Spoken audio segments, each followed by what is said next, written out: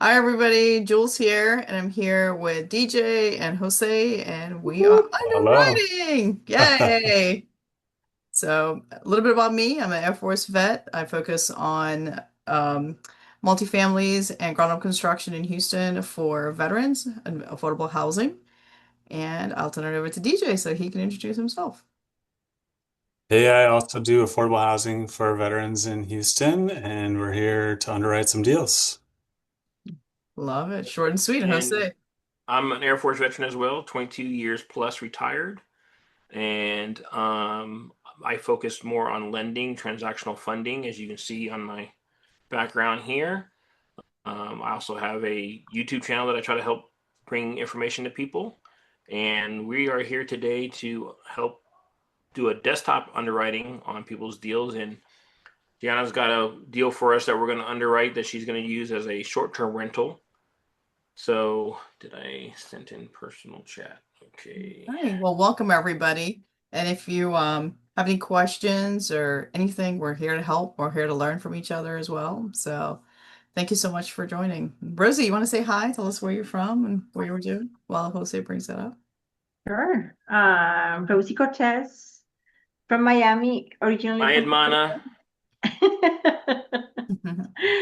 I do Section 8. Have been doing Section 8 for 20 years. I usually buy in Puerto Rico, Florida, Texas, North Carolina, and Phoenix. Um, Kind of like transitioning this year from single families to smaller multifamily. Um, and when I say smaller multifamily is like 10 units, from 10 to 20 units. Um, and that's about it. I usually do duplex and triplex and fourplex. That's my thing up to now. Awesome. Did you say you also invest in Puerto Rico? I don't remember hearing that. Yes, I do. I I do. know, but I didn't hear. I don't remember hearing it.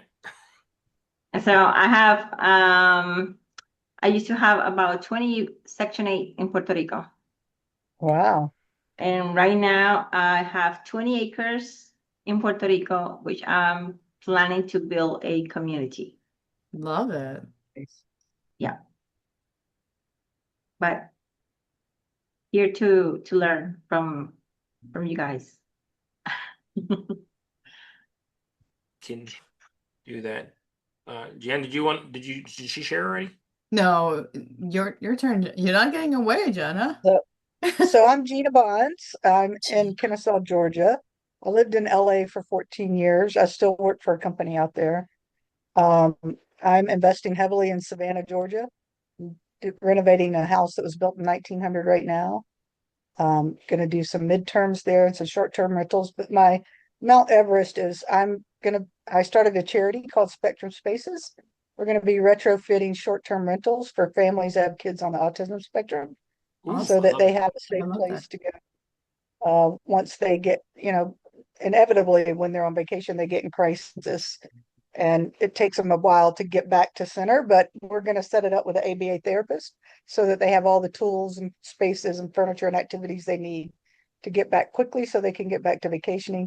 We're also going to have a little caregiver section where we have like massage chairs and, meditation rooms and things like that to help them uh, get restoration while they're vacationing as well. Oh, I love that. Just a little tidbit. If you ever expand to just providing housing for them, let me know. I have an investor friend of mine. His son is on the high, like Okay. functioning spectrum for autism, and one of their biggest concerns is if they were to get hit by a car tomorrow, he becomes a ward of the state and not sure where they'll be. And what they would love to do is have a place where they could kind of like relocate him to so he can get used to being living by himself. So Mm. if they were to ever to pass away, he's already kind of used to that environment. Something that I would like to do, but I'm not there yet. So if you do decide to Hey, expand that way, let me know. that's beautiful, Jose. One of the ladies that's on my board of advisors, she has two sons that are teenagers. One's high on the spectrum, one's low on the spectrum. But we've actually been talking to the Dan Marino Foundation, which works with adults with autism, and Yeah. looking at.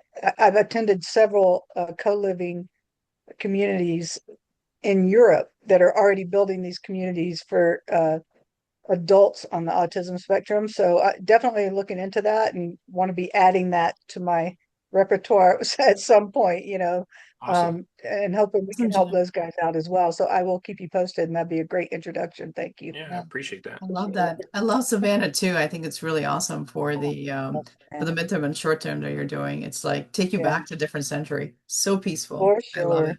Different. Mhm. It's a chill So, vibe for sure.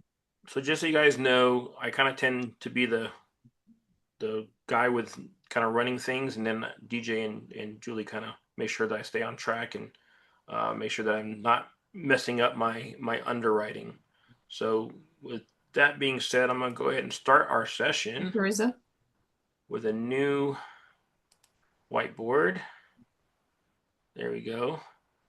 All right. So Gina, what are you looking at as a purchase price? Gina. Hang on, let me pull that up. I mean, I know what they're asking. I just wasn't sure if you knew it. Here, let me just do this. Hold on one second. Asking price is 380.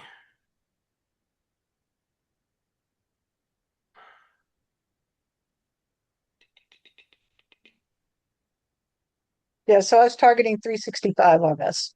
All right. Market price is 365.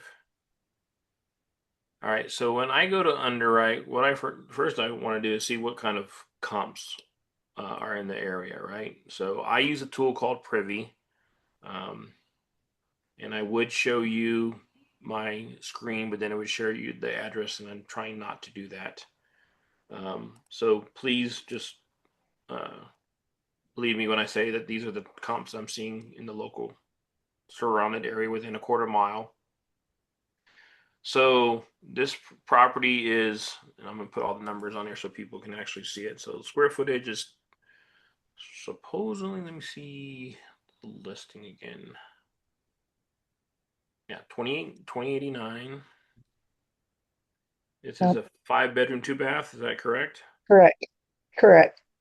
All right. And so not a lot in the area with that many bed count. So I have one that's 2 years older that sold in September of last year. That's just shy of a quarter of a mile away, and it sold for 285K. Right, and that was, like I said, sold September 2025, and it is actually almost 1,400 square feet bigger. Square feet is 3423. I typically try to keep my comps within 150 square feet of the um, my target property. So obviously this one doesn't fit, but it's the closest thing to bed count that I can find. Um, Here's one, but it's a 4.2, just a little bit older, about 200 square feet. This one's a bit closer. This one actually sold at 394. Let's see if there's another one that I can. 394. For those just joining, hi James. We're underwriting a deal for Gina and Savannah, and she's just providing the information. We're not sharing the address. So bear with us right now. What Jose is doing, he's just getting comps in the area. Yeah, so I'm seeing another one. Jose, what kind of approach do you take to adjusting for that square footage? It's quite a difference, right? It's quite a difference. I may just throw that one completely out because it is so much of a difference. I'm not an appraiser, and I don't have appraisal software to make that adjustment. If I can't find a better comp with that big of a difference, um, I may just arbitrarily decide how much I think I would. 1,400 square feet is almost like a whole other house. That's a I may, 50% Yeah, difference, right? 50%. yeah, Yeah. I may come down maybe 30, 40K if I can't find something that's close, but I'm finding things like this one here that I was getting ready to put on there. This one's exactly, it's a 2113, which is bigger, but it's within that 150, um, you know, allotment from our subject property. This property right here is 0.33 miles away, so it's just under half a mile. And I'm not sure if it's a sin. So another thing that I do when I look at comps is to make sure that the house itself is of like quality. What do I mean by that? I want to do bungalow to bungalow, ranch to ranch, split level to split level, two level or two floors to two floors, right? Because that's where you're going to get your best comps from. And on this one, looks like this property, the 316, is more of a ranch. Let me look at this subject property one more time to see if I think it's close enough. I want the front view. Give me the front view, please. The beautiful home, by the way, Gina. It looks like it's already all renovated. All you gotta do is move in. Is this completely renovated? Yeah. And that price is with the furniture, so you might want to back out a little bit of To be honest with you, I think that's even better. Honestly.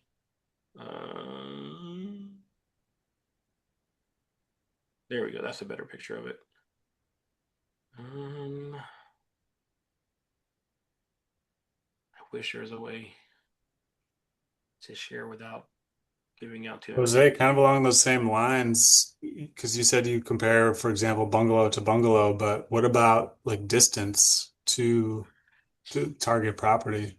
So what I do is I don't go any further than half a mile unless it's there's sometimes we have to, like for example when you do multifamily like duplexes, triplexes, it's very hard to stay within that distance unless it's just a whole community of those type of properties.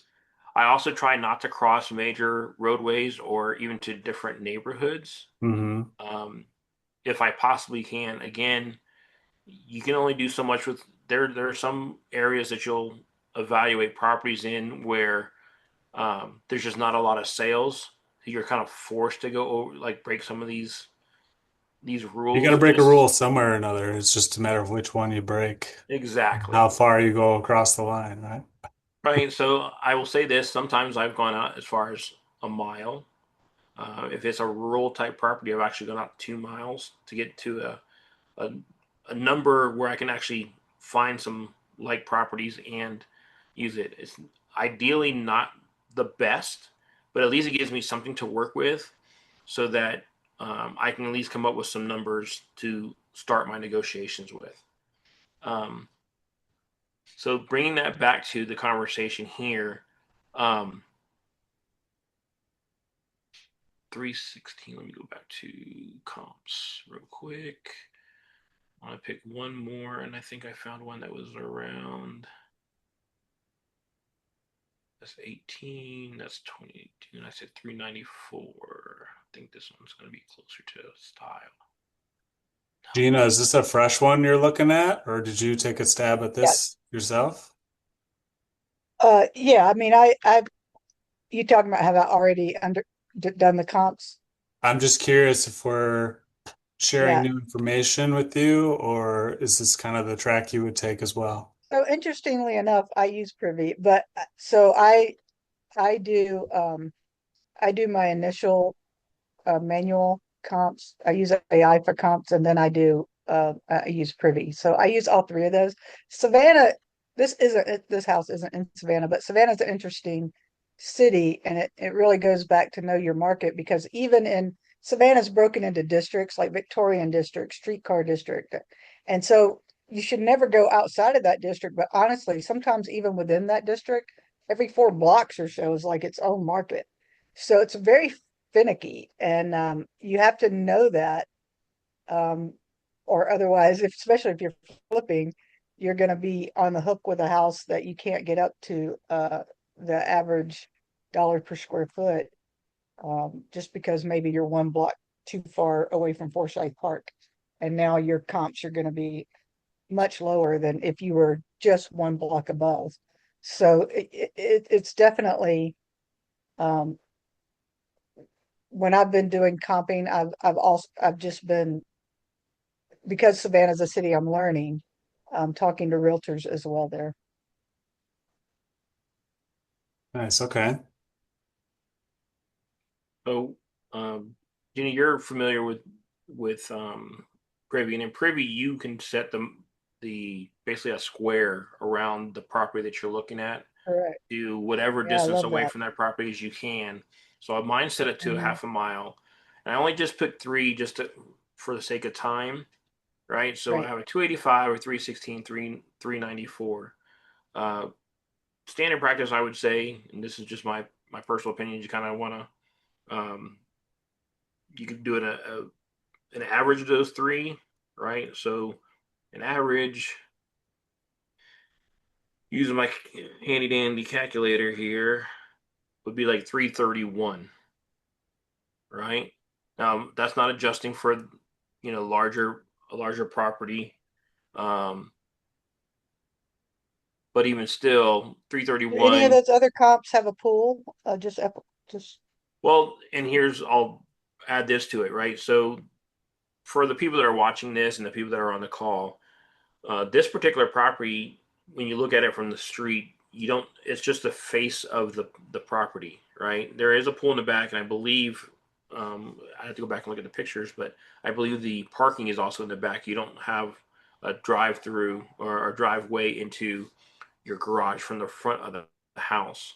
So hmm these other properties that I've used actually have garages from the street into the front of the house. So it's again, when you don't have light, you have to do the best that you can as far as trying to figure out what a good um, value of the property would be. Um, so, given all that being equal, I would say, let me look at this one real quick for you to answer your question, Gina, because I didn't go back and look at their. That one doesn't have. Oh, yes, it does.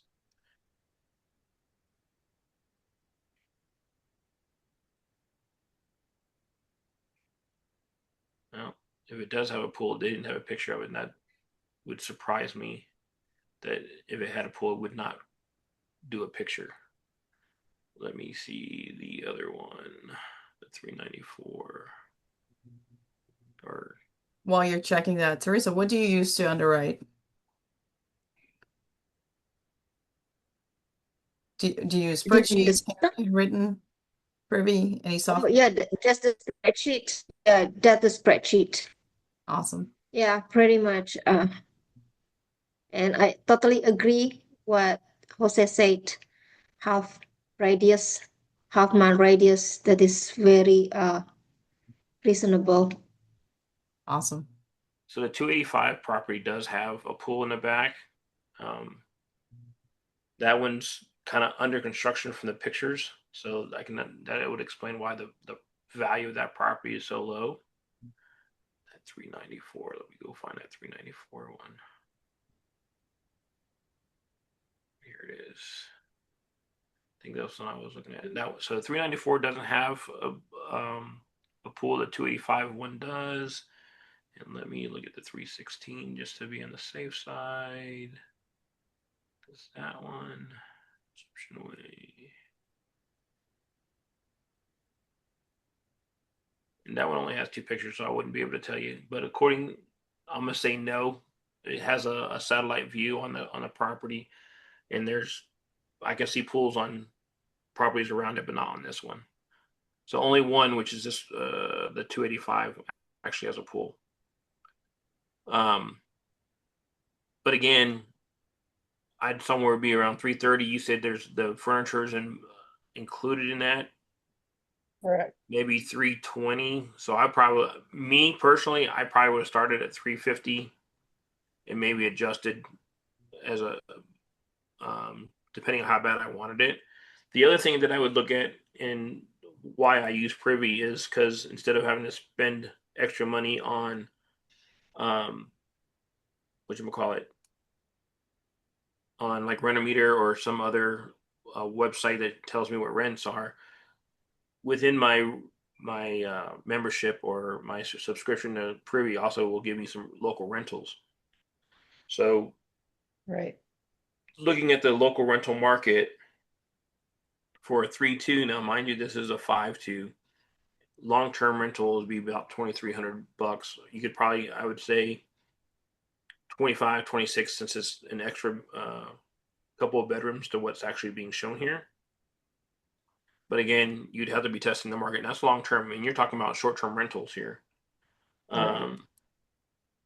Going back, let's see here. Jose, do you ever benchmark to like new builds or new construction? No. Yeah, I know why you're going. So, for example, I believe this property was built in. Because again, I don't know the address. I don't 1962. want to know the address, 1962, but thank you. this is like I was just looking in Savannah, and there's a lot of 5.3s at 400 So I that will are new just build. I will preface Yes. this: the property's in Texas, so Okay, I'll just say that. fair enough. Um, but I will tell you this: I mean, the properties around here, 1965, 1979, 1961, 1964, these are all sold from November of last year to um, February of this year, right? Um, so I personally try to stay within 5 or 10 years of the price or the year that the house that I'm looking at Yeah, has been built, right? Yep. I don't try to compare a 1970 house to a 2022. It's just there's no comparison. Um, an appraiser will not give you credit, even if you went in and renovated the house. You may get close to a brand new build, but it's almost like an unwritten rule that they're not going to give you full price of what the market is going for a new build, because it's not. Even if you did a gut renovation, um, don't ask me why. It seems to be a rule of thumb for appraisers. yeah, we're on the same page. I was just thinking like if I'm looking at this and these are new builds at 400, I'd never offer 380, but I'm looking in the Right. wrong state. So And I like that. Yeah. to be fair, um, I'm honestly trying to figure out, and this has been my problem all day talking with agents, is asking them the question like, can you please provide me the comp that you used to get your asking price? Because Asking I'm price. trying to get to your asking price. I just can't support it with what I'm with my research. And I'll share a little story with you guys. I did that. The agent sent me back a CMA. The CMA actually supported my cash offer to her. I said, your CMA shows you the average or median price was 308. Average price was 330. I offered 330. They had it on the market for 445. Oh, wow. And she said, well, you can't use those comps because they're smaller in square footage. And like, I'm why'd you like, give them to me? well, and this is like some good information to share as well. If you are comping a property and it's a fairly close in size, what you never do is take the cost per square foot for the house that sold maybe down the street and then multiply that square footage by the amount of square foot of the house. That's not how appraisers appraise houses. So it's not a fair assessment of what the value of that property is. And that's how this agent was trying to say, justify the price of the house. Well, if you multiply the cost per square foot of this house that's like a tenth of a mile away times the square footage of this house, you get that price, or you'll get to 372. And I'm like, that's not how it works. And I'm telling you, if I go try to buy this house and get it appraised, it's going to be closer to where I'm at. And then I'm going to ask for a price adjustment. And she didn't want to hear me. She's like, I don't think we're going to be a good fit. I hope you have a nice day. So, um, and I was like, Jose, for our new for our audience, and if anyone's new watching there, what's a CMA? it's a cost market analysis that you can get from any agent. What they do is they are comparable market analysis. Um, what it does is it's an agent's way of providing or sharing what they feel the market supports for the cost of a house. Mm-hmm. So they try to do exactly what we're doing right now, try to get same square footage, same bed count, same bath count. I will say that usually they don't always, and I will say probably 95% of the time, don't take in consideration a ranch to ranch, a bungalow to a bungalow, those type of things. And it's important to do that because um, in certain markets, a bungalow will bring in more money than, let's say, a two-story house because people don't want two-story houses, right? Or same thing like a ranch. Everybody wants bedrooms on one side and the entertainment part of the house on the other side. So to try to say that a bungalow, which is like everybody in close proximity, would bring the same amount as a ranch is just not a true statement. Um, it You'll have to look at the market to see what each type style of house is doing in order to make sure that you get a good, true, accurate, um, what you call it, picture of what that Picture. house could be or should be. To get back to this, um, I'm just a little bit lower than you, Gina. I do conservatively, right? So if this was me, I would probably come in at 350, and then maybe if I'm okay at 365, I would have them maybe talk me up in my negotiations. But I think Okay. for me, I would be more comfortable starting at 350 and then maybe stopping at 360. Um, How did because you get there, Jose? How So did you come to Jose, a number? yeah, but let me ask you a question. Would you not consider the two, because the 285 sold mid-construction? It yep, wasn't a completed house. sure, So does that skew that number? I mean, that kind of skews the sure. AR. Again, that's why I said let's just do the two then, right? 316 and 394 divided by two. That's 355. So I'm kind of close, right? Yeah. I try to And adjust a that's little what I bit did. I threw out the for that 285. because one again, Yeah. this is also a bigger house, Yeah. and so I'm at 355. So like I said, 350. Trying to get a little bit of a bargain. Right. Um, and so to answer your question, DJ, I took all three, which was a average of those three properties, had 330. I added 20 for the furniture that she said is in there, right? So I take that out, 350. If I add 20 more in for the furniture, we're at 375. So um, almost asking price, and she's at 365. So again, just difference of opinion. It's not right or wrong. Yeah. Like I Yep. said, I just try to come in a little bit lower so I have room to negotiate. The Right. other thing that I would also keep in mind, or like I said, consider, because I always underwrite very conservative. And what do I mean by that? So I mentioned earlier that I think that this property could long-term rent at 2,500, right? Mhm. So if I go into, and I like to use bank rate as the mortgage calculator, maybe As a long term, it's 2,500. 2,500. Yeah, it's 23 for a three-bedroom, two bath. I just added a couple extra hundred per bedroom. Um, Again, you'd have to test the market because there's nothing um, showing up in that area that's a 5.2. That's So what's up with some of the comps there in that if we do area. 365, right?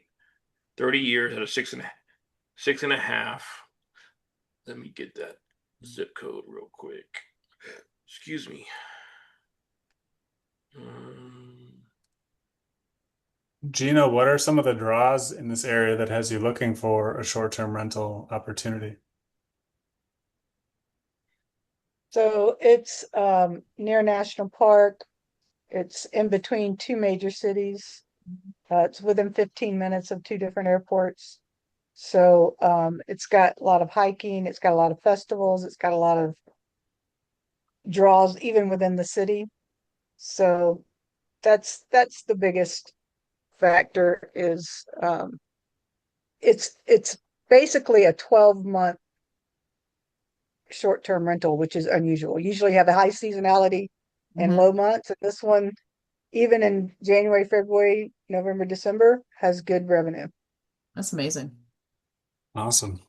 so I was mentioning long term, right? Because I always like to do the worst case scenario Yep. And doing the math, 20% down at a 6.5% interest rate, which I'm not sure you can get, but that's what's defaulted on this calculator. You'd be looking around 2170 per month, right? So 2170, 2500, let's just call it 400 would be your cash flow long term. That's if the short term market just crashed, or just they out required licensing for you to get a short term rental, and you just couldn't get a license. Right. So that's where you would be looking at. So worst case scenario, this property would cash flow you roughly 400 before you start trying to do a war chest or any kind of expenses if you try to do that. So again, it cash flows, so I think it's a good property. I did it at your 365 that you were recommending or considering offering for the property. So, my opinion, it's a good deal, and I'm sure you'll make more money doing it as a short-term rental. Just out of curiosity, I'm gonna go to AirDNA, hopefully, and let me log in.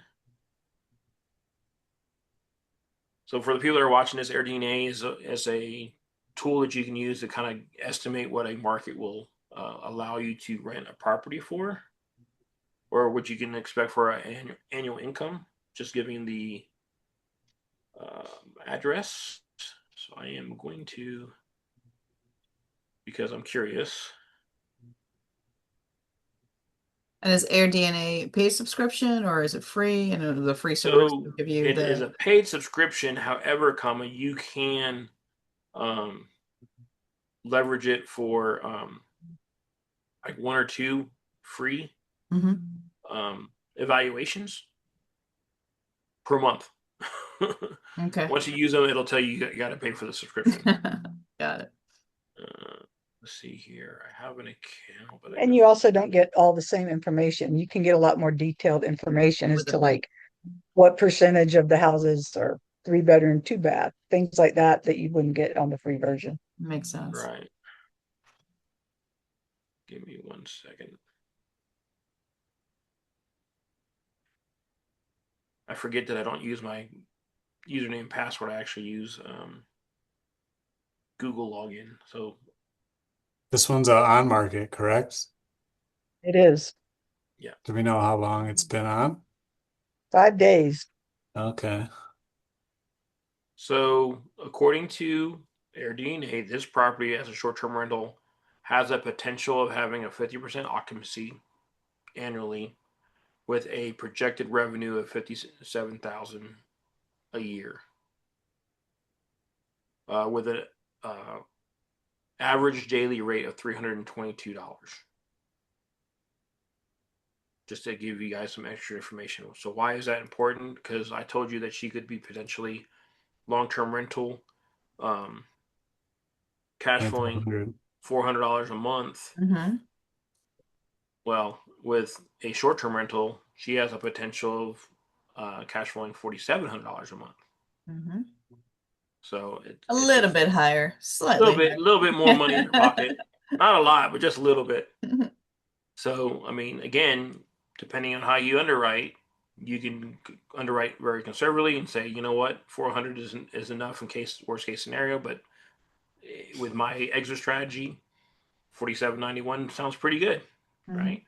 What did you Uh, say Air DNA was the average daily rate? 322 is what I'm seeing. Okay. Given this address. And again, I'm on a free account with them, so I'm sure you can get Right. some more detail if you're on a paid one. And then just for, I want to say shits and giggles, but shits and giggles. Um, if you're doing co-living on this, let's just say $800 per month per room, right? With this being a Mhm. five, that's $4,000 potentially for co-living, and that's trying to be conservative. I don't know what this market will allow. They may be high, they could be low. There are some strategies like sober living where you could double up and maybe potentially get 1,000 per room, so that's 5,000. So there's Mhm. different strategies that could help you improve your cash flow on a property. But I always underwrite to the lowest, which is long-term rental, because at the end of the day, um, long-term rental will always be available to people, Mhm. and you can always count that if legislation started going crazy, I'm trying to remove all ways of making money.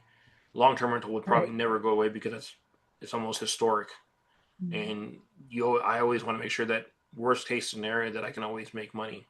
And of Sure. course, over time, things will get paid down. Hopefully, interest rates will go down. You can always refi and kind of increase that 400 over time. So, did that help you, Gina? Did that kind of like Yeah, confirm what absolutely. you thought?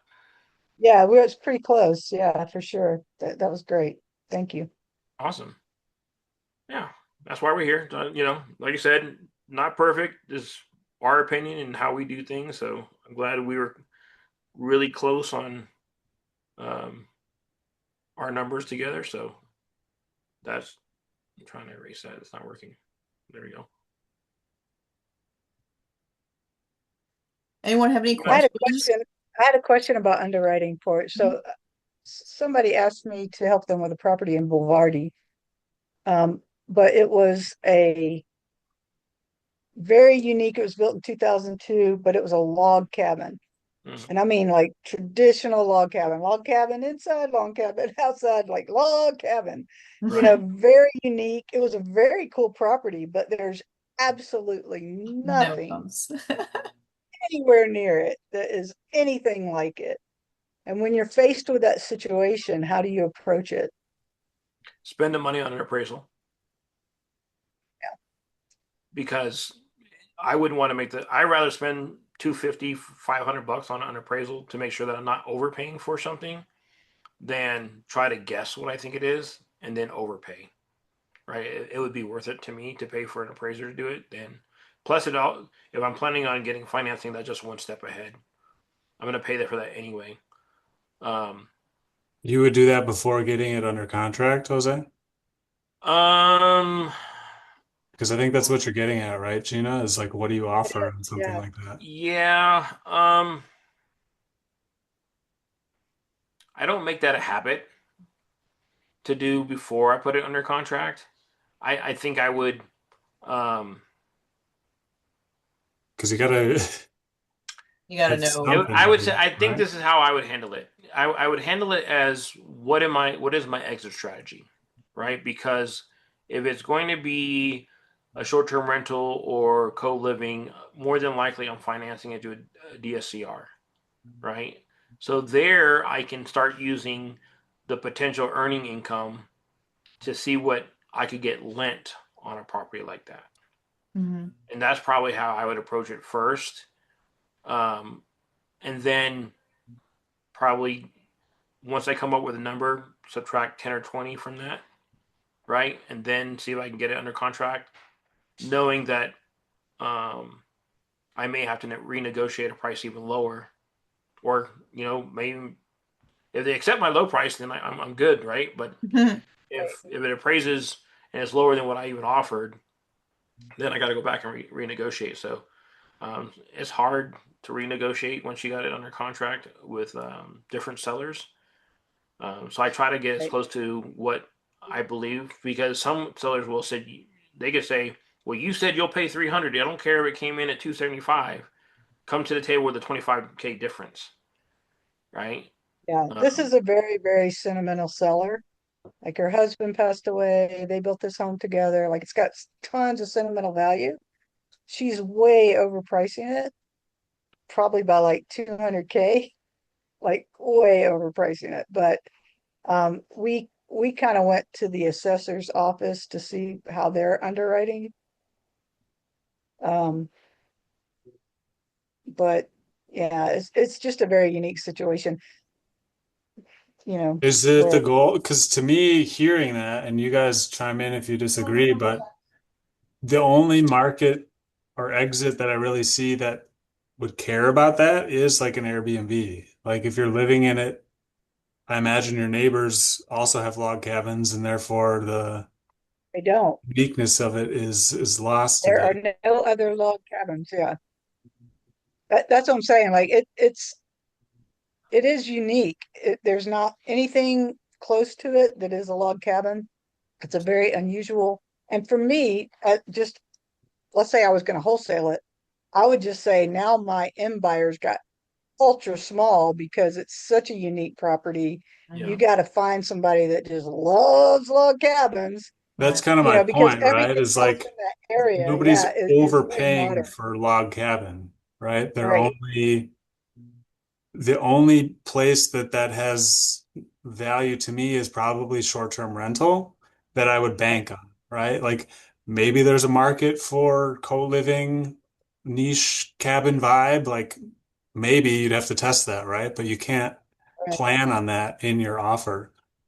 So I right, would look at it as a short-term rental, just evaluate it that way. But again, from a long-term perspective, I don't think that changes the equation for me. I'd just use regular comps in the area. Yeah. And if Gina, let me ask anything, you this discount question. from there. Sorry, I didn't mean to interrupt. Um, is it in a rural area? Is it, or is it yes, that's going to be another issue too. Being rural, very hard to find lenders right. that want to invest in that type of environment. So now you got double jeopardy, or not double jeopardy, like two Yeah, things that I agree. are things against you, right? One, you're in Yeah, a rural area. Two, you're in a very niche type of property that's going to be very hard to comp. Um, I would almost say this. It may be, and this will have to go to your negotiating skills.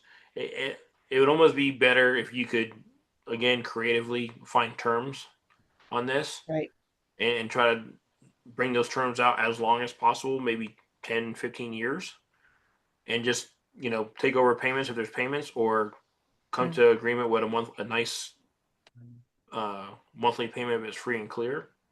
yeah, it's free and clear. Yeah, I would say ask them what they want. Say, give me 15-year terms. I'm willing to spend whatever the rent is. Let's say the rent's 1,500 long term, right? I'll pay you $1,000 a month for 15 years, and then I'll give you a balloon payment at the end. That way, Yeah, your long term rental will always cover your mortgage, right? And if you decide to short term rental, make all the extra money, great. You can pay it down faster. You can do whatever the heck you want with the extra, right? But at least you right, know that you have negotiated terms that will cover your mortgage. No matter what happens with the market, you're covered. That's why I always go right, to the lowest, which is long term rental. That's probably how I'd approach it. If it's free and clear, and you're really interested in it, or the person that you're talking to is really interested in it, I would ask them to approach the seller and see if they'll be willing to be the bank, because you're going to have a hard time finding a lender that wants to lend in that type of environment. And then again, it being a niche, hard to appraise because there's not another house like it. right, If you share with them the obstacles you have to overcome just to try to find funding for it, they may be more willing to do it if they know that you're going to take care of the house, especially since it's sentimental to them. yeah, I think the key there is have the conversation so you either progress towards a deal or you move on from the dream of it and let it go, you know? yeah. I mean, she's listed it every year for the last 3 years and never done a price cut. So that tells me a lot, you know. So she Not wants not to one time. sell in her mind, but she doesn't need to sell, and she's only Exactly, going to do it if exactly. she gets her And price. yeah, she's gonna stick to her price. So So the I only way that's is seller my thought. finance something Yeah, creative, Yeah. and maybe you appeal to her with your vision,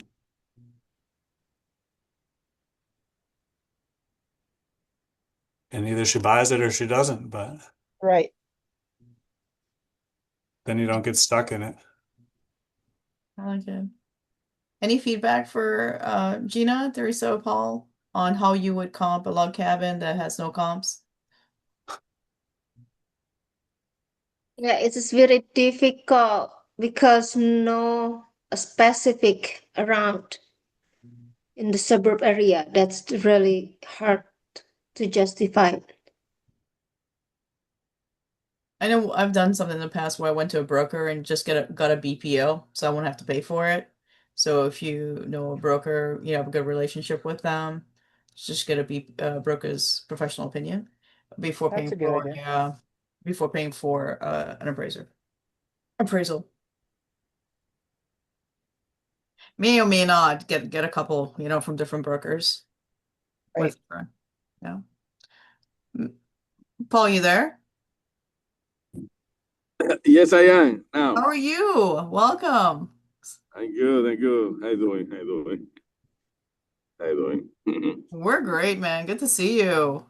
Good to see all of you. Right? Did Yeah. you have any questions about the underwriting that we did today? No, no question because I jump in late, right? So no question for now. All right. Yeah, yeah. So glad you're I have here. a question for Tercia. How'd it go with your offer last week? You said you're going to drop it down to 2 million for your 10% cap. I spoke with my partner and even she underwrite things like it has to be 2 million in order for us to make money and rehab the unit. And she talked to the broker and the broker is not happy. I saw they've been back and forth with the email. I just to be the back looking at a whole conversation. I was like, you go with him, you fight with him. I already give my opinion. Right. Well, don't give up. It may be 3 to 6 months from now, but he'll realize that you guys are probably closer to where they need to be. Maybe they'll get somebody like me that would Yeah, offer 2.4, but they're not going to get the full asking price. yeah. The guy keeps saying like even we drop it to 2.7, that is already a big gap. So the seller would not be happy. So okay, 2.7, you're not happy. You don't know that we have like 2 million in our mind. So yeah, it's not gonna work, but it's a good exercise. Definitely. Awesome. Thank you for helping. Hey, no problem. I'm glad we could help. My co-hosts have any other words of wisdom or thoughts? No. What about using have you used just Zillow to underwrite? Can we do Yeah, before I got with the community, well, Privy I've been using since 2016. Mhm. Fortunately or unfortunately, Benson is from Denver, so Yeah. it got launched from here. Hmm. And when I got into real estate, it has been a tool that I've pretty much used since day one. I've actually used Redfin to Okay. underwrite Yeah. before, like kind of to what's the word I'm looking for? To Now can like a confirm quick what I'm finding in Privy, got it. right? Okay. Yeah. Because I have found sometimes that Privy may not have all of the comps that have sold recently. Hmm. That's why I'll ask an agent for the comparable market analysis report because there'll be addresses that don't come up in Privy because Privy kind of filters um, addresses or potential comps based off what they feel are true comps to the property. Remember, I go back to being like the same structure, like a ranch to a ranch, or Hmm. bungalow to bungalow. So Hmm. they'll try to filter those type of properties to the best of their The best. ability. Yeah. So if it's something that's like totally not a like property, they may not show it in the filter. Sure. And then they also have two different filters. One's a like here are investor properties that have sold in the area, so you can see what investor activity is in that area. And Hmm. then they have like an all, so that all is supposed to be all the sales in the area, Sure. regardless of how close it is to the property, meaning as far as structure wise. But yeah, Redfin is the one that I've done. Okay. I've also, I mean, I've done Zillow, but Zillow in the past was not it's not as good as it is today. I'll just kind of Okay. caveat it that way. I think it's gotten better over the years. Um, but I like my tools because it's quick and easy and they haven't failed me yet. But yes, I've done it both. And There's so many, like, for example, Laura Morby has all kinds of comping. I Pumping, think yeah. even Jamil Jamil. has it Hmm. doing it just with what they would call the free method of using Zillow or Redfin or Realtor.com, how to Hmm. comp properties. So there's plenty of tools out there to do it without spending money on software. Love it. Thank you. So we got a few more minutes left. I'm going to do as I did last week, take this time to do a selfish plug. So I know there's a need for underwriting and people having to structure deals. So I have started a school community to help people underwrite this and actually go a level deeper where you would, for example, on this, as we did with going into AirDNA, going into where else would I go? I'd verify the taxes, make sure I would verify the bed and bath count according to the county. Um, just going a little bit deeper into the underwriting, and then for structure, as I was mentioning with Gina, is do I want to do this as a cash offer? Do I want to do this as a creative offer? What would a creative offer look like on this? Right? Just real quick, high level. This property, according to, and I'm using Deal Sauce. Some people use PropStream or PropWire. This property does not appear to have a loan against it. So I may approach this with a seller finance or a seller carry on this. See if they'd be open to that. With it being 2,300 or 2,500, I said on long term rental, I would say, could you carry this for $1,300 a month for 10 years? Right? Start Mhm. there, see what they say. Nope. How about 7? Nope. How about 5? Nope. I say, well, I'm sorry, I can't do less than 5. And then they're like, oh, maybe, what if I do 15? 15 and 7, right? Because I know I can get 25, so I'm still getting a good cash flow at long-term rental. I have some money, some leeway to come up on what I offer them on a month, but always try to go where you can always make money and then adjust from there. So that's something that you or somebody that you can benefit from. Let me know. I will put the link into the chat. And you can always reach out to me. I can send it to you guys. My goal is to help people. People think that this is a very cheap expense. It is a subscription service. There are people that are charging like $3,000 for one deal. I'm not trying to charge that. I just want to help people uh, with what I've learned over 10 years of investing. So I hope that helps. Yes. Thank you, Jose. DJ, any words of wisdom?